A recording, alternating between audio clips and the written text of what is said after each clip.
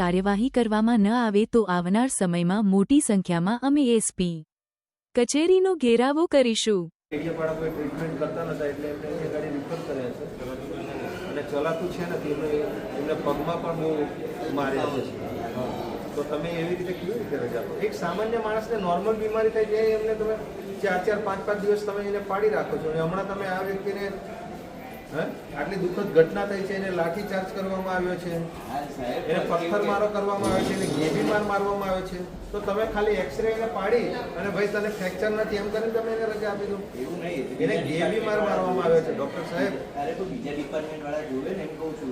હા, એટલે એને અહીંયા ગાડી રહેવા દો વાળા તરફથી અને તમારી પર જો કોઈનું પ્રેશર હોય તો તે પણ અમને કહો કે ભાઈ ફલાણા વ્યક્તિનો કે અધિકારીનો ફોન આવ્યો હોય તો આમને અમે રજા આપી દઈએ। હજુ એ માણસને જો 3 થી 4 કલાક થતા નથી અને ત્યાર પહેલા તો તમે એને રજા આપી દો। એટલે આ ચાલે નહીં। એ વ્યક્તિ જ્યાં સુધી વ્યવસ્થિત નહીં થાય એને ડાબો પગ તો એનો ઊભો નથી થતો, એ બિચારાનો એનો એ મૂવમેન્ટ નથી કરતો, તો તમે કેવી રીતે એટલો ગંભીર એને માર્યો છે ને તમે રજા આપી દો? એટલે તમે આ તો અમે સારું અમે જતા રહેતા હતા, એમના પરિવારવાળા અમને ત્યાં ગાડી કહેવા આવ્યા, તમે કોના આદેશથી એમને રજા આપી દો તે તમે જરા જણાવો। એવું નથી સાહેબ, કોઈ ફ્રેક્ચર ના આવે તમારા હાડકાના વિભાગમાં મારે બીજા ડિપાર્ટમેન્ટ તો હાડકા એમને ફ્રેક્ચર નથી પણ સાહેબ એને ગેબી માર વાગ્યો છે। 10 થી 15 માણસોએ એ માણસને મારવામાં આવ્યો છે, એને ઢોર મારજો। અહીંયા ગાડી પાછળ તમે એનો બૈડો ખોલીને ખાલી જુઓ, સપાટાથી એના ચામડા નીકળી ગયેલા છે। એના જ એક્સરે કરાયા હતા, એ કીધું હતું આગળ ઇન્ફોર્મ કર્યું છે સાહેબ। તો પછી તમે એ વ્યક્તિથી ચલાતું નથી, હજુ એને બરાબર બેસવા ઉઠવાનો એને ભાન નથી અને ત્યાર પહેલા તમે એને રિફર કરી દો? ક્યાં રિફર નથી કરી? રજા આપી દો। એટલે વ્યક્તિ જ્યાં સુધી સારો નહીં થાય ત્યાં સુધી તમારે એમને રજા નથી આપવાની, અથવા તો કોઈ નો આદેશ હોય, કોઈ અધિકારીનો કે કોઈ નેતાનો આદેશ હોય તો તે પણ અમને કહો કે ભાઈ આના કહેવાથી અમે આ વ્યક્તિને રજા આપી દઈએ છીએ। એ વ્યક્તિ જ્યાં સુધી સારો નહીં થાય, હજુ બીજા આવે છે, એમને ડેડિયાપાડાથી રિફર કર્યા છે અહીંયા ગાડી અને એરા આવે છે અને એમને પણ યોગ્ય ટ્રીટમેન્ટ આપો, કમ્પ્લીટ સારા મારા સાજા થાય ત્યાર પછી એમને રજા આપો। હા સર, શું ઘટના બની છે ગઈકાલે ડેડિયાપાડા વિસ્તારમાં અને રાજપીપળા સિવિલ પર શા માટે આવું થયું? ગઈકાલે મુનકાપુરા ગામના જે ગ્રામજનો છે એ ગ્રામજનો વાંસ કાપવા ગયા હતા અને સરકારશ્રીએ પણ આ વાંસ કાપવા માટેની તમામ પરમિશનો આપેલી છે।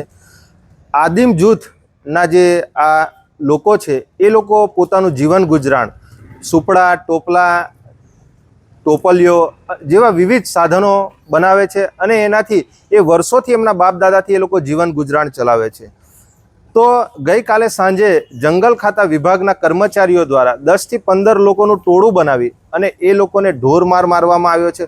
લાકડીના સપાટા તેમજ એમને ગુદીનો મારવામાં આવ્યો છે, પથ્થરમારો કરવામાં આવ્યો છે। આ એક દુઃખદ ઘટના છે। અગાઉ પણ આવી ઘટના ગયા વર્ષે પણ એક મહિલા પર આ ફોરેસ્ટ અને જંગલ ખાતાના કર્મચારીઓ દ્વારા એમની પર કરવામાં આવી હતી, પણ ગયા વર્ષે પણ એમની પર કોઈ પણ જાતની એક્શન કે કોઈ કાયદાકીય કાર્યવાહી થઈ નથી। આવી ઘટનાઓ ભૂતકાળમાં પણ વારંવાર અમારા આદિવાસી સમાજના લોકો પર થતી આવી છે। આ કેસમાં જે કર્મચારીઓ છે ફોરેસ્ટ અધિકારીઓના, જંગલ ખાતાના, એવા તમામ કર્મચારીઓને પોલીસ તંત્રને પણ અમે કહીએ છીએ, વહીવટી તંત્રને પણ કહીએ છીએ કે આમાં જેટલા કર્મચારીઓ સંડોવાયેલા છે એ તમામ પર કાયદેસરની કાર્યવાહી થાય। એમને જે પણ એમની પર એક્શન લેવાતી હોય એ એક્શન તમારે લેવી પડશે।